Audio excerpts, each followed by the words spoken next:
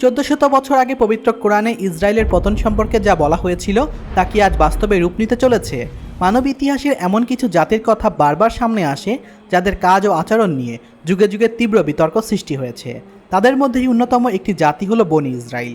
ইতিহাসের পাতায় দেখা যায় আল্লাহ তাআলার অবাধ্যতা, নবীদের প্রতি বিদ্বেষ, এমনকি অনেক নবীকে হত্যা করার মতো ভয়াবহ ঘটনাও তাদের সঙ্গেই জড়িয়ে আছে।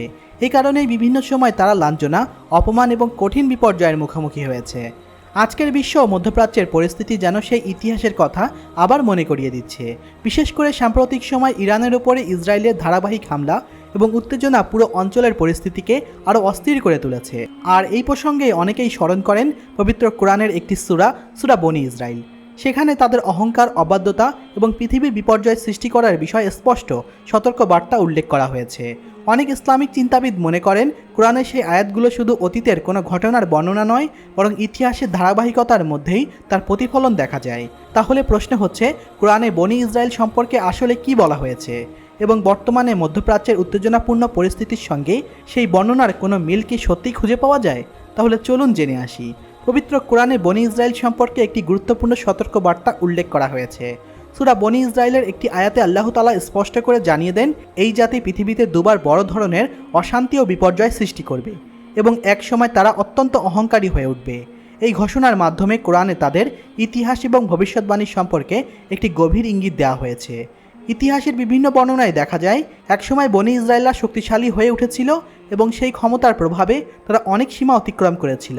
নবীদের অবমাননা করা, তাদের বিরোধিতা করা এবং এমনকি কিছু নবীকে হত্যা করার মতো ঘটনাও সেই সময়ের সঙ্গে জড়িয়ে আছে বলে উল্লেখ করা হয়েছে। এইসব ঘটনার পরিণতিতে তাদের উপর কঠিন শাস্তি নেমে আসে।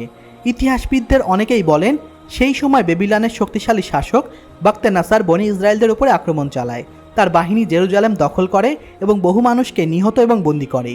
অনেককে দাস হিসাবে নিয়ে যাওয়া হয় এবং তাদের সমাজে বড় ধরনের বিপর্যয় নেমে আসে। পরবর্তী সময় বনি ইসরায়েলরা আবার ধীরে ধীরে শক্তি ফিরে পায়। কোরআনের বর্ণনায় উল্লেখ আছে যে আল্লাহ তাআলা আবার সম্পদ, সন্তান সন্ততি এবং শক্তি দিয়ে সাহায্য করেছিলেন, ফলে তাদের আবার সংখ্যা ও ক্ষমতা বৃদ্ধি পায়। কিন্তু এই সতর্কতার পরেও তারা আবার সীমা লঙ্ঘন করে। দ্বিতীয়বারের মতো তারা অবাধ্যতা ও ফাসাদের সাথে এগিয়ে গেলে আবারও তাদের উপর কঠিন বিপর্যয় নেমে আসে।